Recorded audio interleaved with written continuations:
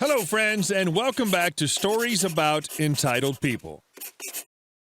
Today, we have a set of great stories about everyday adventures of crazy people. Subscribe to our channel if you're new here, and don't forget to turn on notifications so you don't miss a new video every day. To the story. Matches. They work more than once, right? Back in the 70s and 80s, I worked in a smaller office with some close family and friends. We had a kitchen, a couple bathrooms, and two large, about 3 acres outdoor areas where smokers would take their breaks. One guy would light up his cigarettes at his desk, finish his call, then head outside, leaving a trail of smoke as he passed my desk.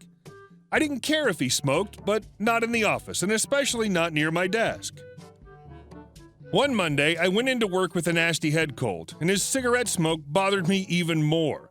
I asked him about a dozen times before lunch to please wait until he was outside to light up. He always said he would, but conveniently forgot every time. Back then, when you got a pack of cigarettes, the clerk gave you a book of matches. This guy lit his smokes with matches. He usually bent a stick backwards and struck it with his thumb, one-handed, while writing with his other hand. He did this without looking at the matches. This is how I got my revenge. When he went out to get his lunch, I went to his desk and lit every match at his desk, then blew them out. He comes back from the store and eats his lunch. He picks up the phone and makes a call. As his call is winding down, he puts a cigarette in his mouth and gets a book of matches and tries to light it. Nothing. He tries again. Nothing. He tries one last time with that book and still nothing. He's frustrated and gets off the phone. He gets another book of matches and is now using both hands trying to strike a match to light up. He can't. Note he should be outside now. He tries 3 or 4 times and can't get a match to fire up. I ask him if there's a problem. He says, yeah, these gosh darn mother effing worthless piece of effing crap matches don't work. He says this as he's walking outside to ask someone to borrow a lighter. As he passes my desk, I say, that's funny. They worked a minute ago. He gets a couple of steps outside before what I said sinks in. He comes back in and stands in front of my desk and opens the book of matches. He sees they're all black and burnt. He starts to curse me out, but stops. He smiles, realizing why I did that. He just nods and goes outside. He started leaving his matches outside at the table. That way, he'd have to be outside to light up. And our next story. Don't come in tomorrow. I don't care who calls, you're suspended. Background. I've worked for copy shops for a very long time. I worked as lead production in multiple Kinkos, and subsequently I can make the copiers pretty much dance to any tune I set due to learning their ins and outs. Anyway, for a variety of reasons, mostly I'd moved, I got a job with a competitor, Icon, that stationed me closer to home, contract positions at client locations, and an incredibly busy, paper-oriented banking company. My boss was a rather stubborn, close-minded woman who liked to insult her underlings, of which I was one. When I started, I began streamlining her processes. Most of her time was taken up by physical labor, which the copiers could do automatically. I pointed this out early on, to which she said, "That's the way we've always done it, and I like it this way." There was an implied threat at the end of that. Thankfully, we worked opposite schedules, so while she was there, business as usual, but I was blessedly alone for 6 hours after she and the others left. And crap got done while I was alone at work. Turnaround times would drop from 24 hours minimum, sometimes days, to less than 5 hours. The clients learned that if they brought their projects in after my boss left, they'd get them much sooner. All of this leads to the blow-up. Boss lady is BL, project client is VC, me is Trans E345.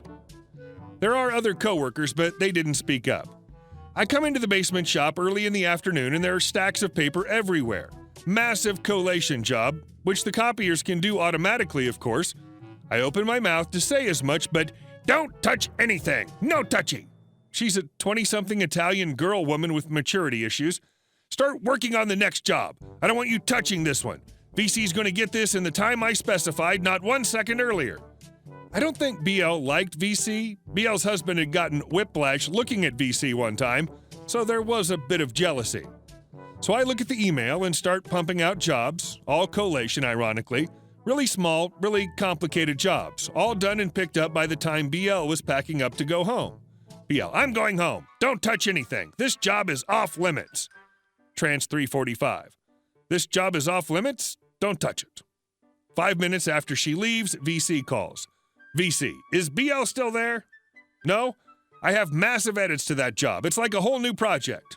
Trans 345. She point blank told me not to touch that project. VC. If the project isn't done by the morning, I'll lose my job. I know this is hyperbole, but I have a way around BL, so send it to me as a new project, cancel the old project by email, sent only to BL, not to me, and I'll see what I can do. VC is appropriately appreciative, sends the files over, I set the machines up, and everything starts printing. All I have to do is refill paper and put the automatically collated products into the massive binders. Everything is done before quitting time, and VC is already there with her superior, looking at the process BL was using versus just having the machine do it. VC. Why was she doing it this way? Trans 345. I don't really know, but if I had to guess, I'd say her bonus was tied to her profit.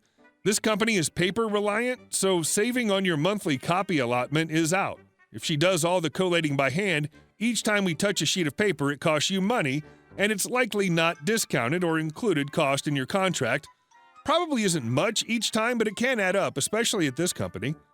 VC and her boss thank me for getting everything done so quick, and I head home. Next day, I get to the copy center and write off BL. Go home! This woman is livid.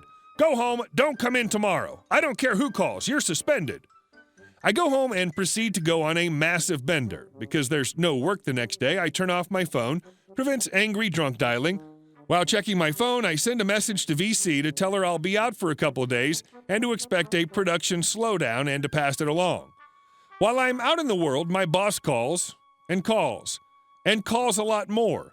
She leaves messages about coming back in, getting work done, etc. Turns out VC's boss called her boss, the CEO, and told him about the job I'd done. CEO liked the job and wanted to thank me. And VC may have had them check the contract, and an order came from high up. All the bells and whistles I usually have the machines do. Turn time was faster than BL could manage. I was on the verge of being fired, so I reached out to a friend at Kinko's I used to work at about noon on my second day of suspension. They agreed to the same pay rate, and I was hired. I informed BL and said goodbye to VC and the rest of the ladies. BL was fired a week later. I heard through the grapevine it was poor human resource management. VC unhappy, her boss was PO'd, and her boss was not happy. Damn. Sweet, sweet justice served with a drizzle of malicious compliance. And our last story. Don't talk about anything non-related to work. Okay. This happened a few years ago. I was the junior person at an office of mainly people older than me. As such, I was the geeky type person and the go-to guy for people to get advice on technical stuff. One day, I found a great deal on laptops at Costco. They were selling some really nice Sony Vios for a really cheap price. I bought one and would have bought more to sell, but I didn't have the cash.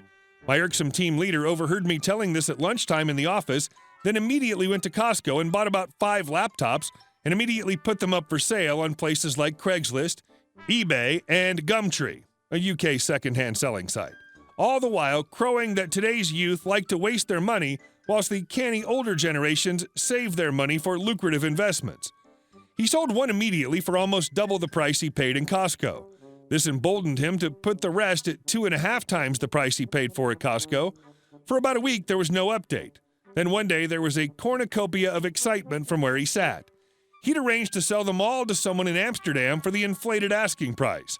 He talked about what an absolute wheeler dealer he was and kept on telling people what profit he was making and what he was going to do with it. I told him that it was quite sketchy to ship goods privately abroad and it'd be difficult to get any recourse if things went south, even if it went to places in Western Europe. Of course, this was me being jealous of such a big shot and that I knew nothing and I should keep my mouth shut as I had no idea what I was talking about. I tried to warn him again, but then I was called into the butt clown manager's office about prying into other people's financial affairs and that I was not to talk about anything that wasn't work-related with this guy, as he'd obviously complained about me. I received a verbal warning and was warned that if I did it again, then I would receive a written warning despite my protestations that I was merely reacting to what this guy was saying and I was trying to help him.